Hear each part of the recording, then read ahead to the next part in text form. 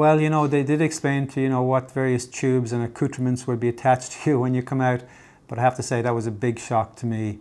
You know, there was so many different attachments to your body in terms of tubes and drains and so on, that it was quite a shock. After your surgery is completed, you'll be taken around to the recovery room. Once you've woken up from your anaesthetic, then you'll be transferred to the high dependency unit, and here you'll spend about 2 to 3 days.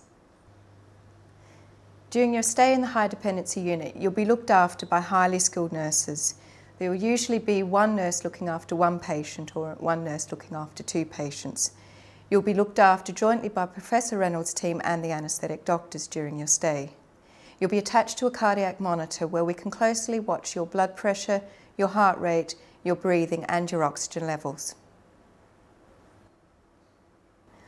After your surgery, you'll have an oxygen mask on. Over the next couple of days, your oxygen therapy will be weaned. You'll have a drain in the right side of your chest. This will allow your lungs to re-expand after your surgery. You'll have a tube in your nose that will be passed down into your stomach, and this allows us to drain any excess gastric fluid. Your chest drain and your nasogastric tube will be in for at least a week. You'll have a tube going into your abdomen, and this sits directly into your small intestine. This allows us to feed you and give you nutrition, which will help aid your recovery process. We'll start tube feeding the day after your surgery. You'll have a line going into a large vein in your neck. This allows us to give you fluids and medications that you may require during your stay. Be assured you generally won't feel any discomfort from these lines, tubes or drains. It's natural that every patient will be concerned about pain after surgery. Rest assured your pain will be well controlled using an epidural catheter. This is a small line that sits in your back. It's a very safe and effective way of giving good pain relief. If you do feel any pain or discomfort, it's important that you let your nurse know. We want you to be able to move about, deep breathe and cough, as this will aid your recovery process. So long as your blood pressure and heart rate are stable, you'll be sat out of bed the morning after your surgery with the help of the nurses and the physiotherapist. The physiotherapist will teach you some coughing and deep breathing exercises. We know this is a very stressful time for you and your family. Your immediate family are welcome to visit you at any time in the high dependency unit, except between the hours of 12:30 and 2:30 p.m, as this is patient rest period. We do restrict visitors to 2 people at a time. It's important that visitors comply with our strict hand washing rules and apply an apron when they're coming to visit you. The nursing staff and the medical staff are available at any time should you and your family have any questions.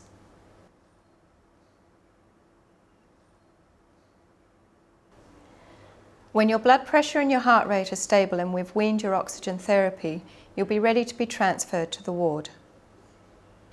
Sometimes we may need to change the type of pain relief that you are receiving before we transfer you to the ward. We do need to change your pain relief. Your epidural will be stopped and you'll be put on a machine called a patient-controlled analgesia. You'll be given a button to push. Every time you push this button, it will deliver a small dose of very strong pain reliever. You can't give yourself too much as the machine is set to make sure that you only get a set dose. When you've been transferred to the ward, the high dependency nursing staff will give a full handover to the ward staff of your medical history and your progress throughout your stay in the high dependency unit. Professor Reynolds' team will then take over your care. You know, and then slowly but surely from the high dependency unit I began to walk, maybe just walk to the door within the unit. Then once a day I would walk down the corridor, you know, and then as time went on I was dispatched to a regular ward, and again during that time I would walk as much as I could and then slowly built up my strength that way. And you get used to the various attachments to you, and you do find a way to be mobile in the corridor and mix with other patients, and you know it gets to be, you know, a more normal experience at that stage.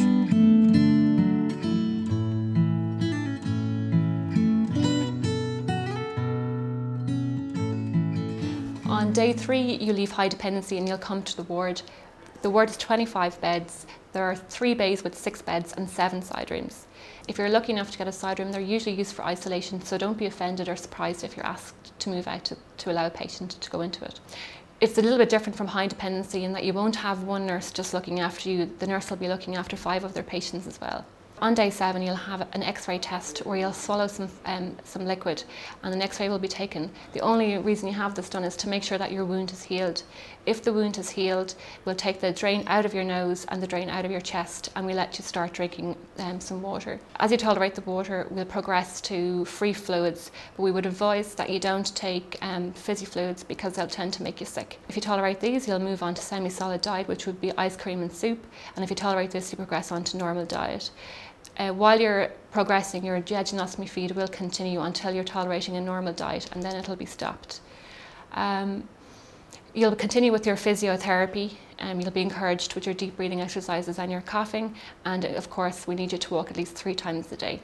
The dietitian will continue to see you to make sure you're meeting your nutritional requirements. You're generally discharged home 14 days after your operation. Prior to discharge, we will organise a medical social worker review just in case you feel like you might need some convalescence. This is generally for about 2 weeks, and it can be organised in your own community area so that you're not away from your family and your friends. The thing I'll always remember leaving the hospital was, yes, that's it. I've had my chemo, had my radiation, had my surgery, it's successful, that's it. But unfortunately, the biggest battle was yet to come in terms of you expect that you're going to make a recovery, you expect you're going to get back to normal, and actually it takes quite a long time to be able to make a full recovery. Some patients report to me that going home can be a harder time than when you were in hospital. This is because your confidence may be shook and you may feel vulnerable and nervous trying to adjust to a new anatomy. The symptoms you may experience will be weight loss, tiredness, fatigue, full very quickly, and you may experience some nausea and loose stool. However, you will have full access to GP services, public health nurse can visit, and you will have full access to our twice-weekly outpatient clinics. Here, your symptoms will be assessed and we can change your medication to help you feel better. When they come back to us in outpatients, at that point the problems for people are weight loss, and it can be as much as half a stone or maybe even more than that, and that's quite normal.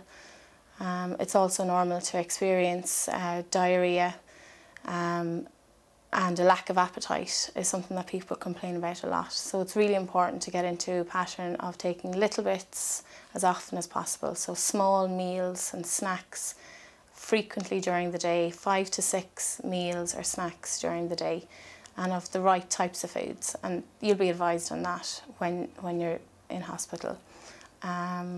Also to take nutritional drinks as well as your meals and snacks, because that can help build up and replace vitamins and minerals.